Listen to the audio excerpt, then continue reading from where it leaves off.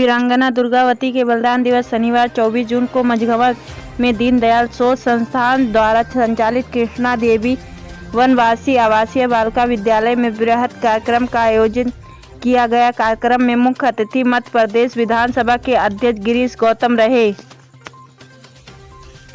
विधानसभा अध्यक्ष गिरीश गौतम द्वारा वीरांगना दुर्गावती को पुष्पांजलि अर्पित करते हुए कहा गया कि वीरांगना दुर्गावती का बलिदान केवल अपनी राज सत्ता को कायम करने के लिए नहीं हुआ था, बल्कि उनका बलिदान मुगलों से अपने राज के सत्ता को बचाते हुए हुआ था, जो इस देश की सभ्यता और संस्कृति को कुचलते हुए आगे बढ़ रहे थे। आज इस देश में कुछ लोग औरंगजेब और अकबर को महान बताते हैं, लेकिन उसी औरंगजेब के द्वारा अपने भाई का सर कटाकर पिता को जेल में बंद करा दिया था। देश की वीरांगना दुर्गावती महारानी लक्ष्मीबाई, महाराणा प्रताप, भगत सिंह की बात करने पर कुछ लोगों की धर्म निरपेक्षता और सेक्युलरिज्म खतरे में पड़ जाता है, लेकिन अगर अकबर और औरंगजेब की महिमा का मंडन किया जाता है, इसके नाम पर बनी सड़कों का पूजन किया जाए, तब देश में सब कुछ ठीक हो जाता है। विधानसभा अध्यक्ष ने कहा कि इस सोच को बदलने के साथ ही लगातार ऐसे आयोजन की जरूरत है जिससे सभ्यता और संस्कृति को सुरक्षित रखा जा सके।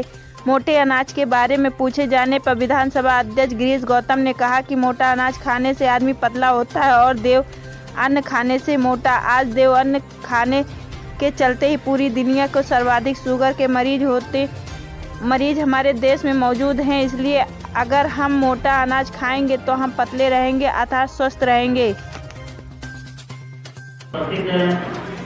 जिला पंचायत अध्यक्ष श्री राम जी हम उनका भी हार्दिक स्वागत और अभिनंदन करते हैं। हमारे बीच में श्रीमती सुशीला सुंदर सिंह उपस्थित हैं। हम लोग के बाद भी हमारा समाज, हमारा धर्म, सनातन धर्म पूरी तरह से बरगद की पेड़ की तरह फैलता हुआ दिखाई पड़ता है और सिर्फ उसका कारण कि हमने अपनी संस्कृति को छोड़ा नहीं, अपनी संस्कार को छोड़ा। क्या हो रहा है? हमारी हिंदुओं बेटियों को ले जाकर के धोखा देकर के मुस्लिम पर मसक कराकर उनकी शादियां कराई जा रही,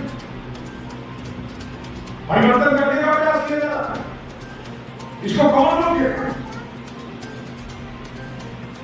इनको हम दरबार से नहीं रोक सकते, इनको हम शासन के कानूनों से नहीं रोक सकते।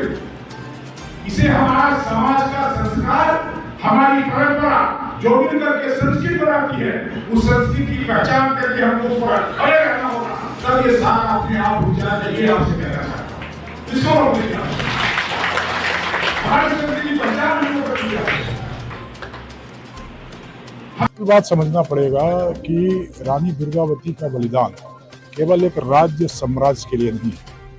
उनका बलिदान इसी बात के लिए हुआ कि लगातार मुगल सल्तनत बढ़ती जा रही थी, उसके विरोध में कि हमारे राज्य में मुगल शासन नहीं होने पाए, क्योंकि लगातार हमारी संस्कृति को कुचलते हुए आगे बढ़ रहे थे, हमारी संस्कृति को नष्ट करते हुए कर रहे थे।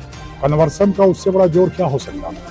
जिस औरंगजेब की महानता की हम बात करते हैं, इतिहासकारों ने लिखा कि वही महान था और सम्राट अकबर महान था।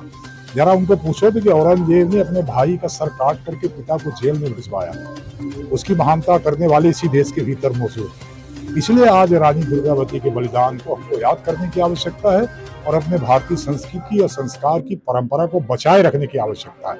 और ये बचाव हम तभी कर सकते हैं जब महाराणा प्रताप को याद करेंगे, रानी दुर्गावती को याद करेंगे, शिवाजी को याद करेंगे, लक्ष्मीबाई को याद करेंगे, भगत सिंह को याद करेंगे। जब सबको याद करेंगे तभी हम बचा सकते हैं, अन्यथा बचा नहीं सकते। क्योंकि आज एक जो बड़ा प्रचलन में आया है, यदि हम कहते हैं महाराणा प्रताप है तो हम सांप्रदायिक हो गए, यदि हम कहते हैं रानी लक्ष्मीबाई का कोई मुकाबला नहीं तो हम सांप्रदायिक हो गए, यदि हम कहते हैं कि बलिदानी हमारी दुर्गावती जी है हम सांप्रदायिक हो गए, यदि हम अकबर की महानता गावें, औरंगजेब की महानता गावें, उनके नाम से बनी हुई सड़कों में पूजन करें तो हम सांप्रदायिक धर्म निरपेक्ष हो जाते हैं।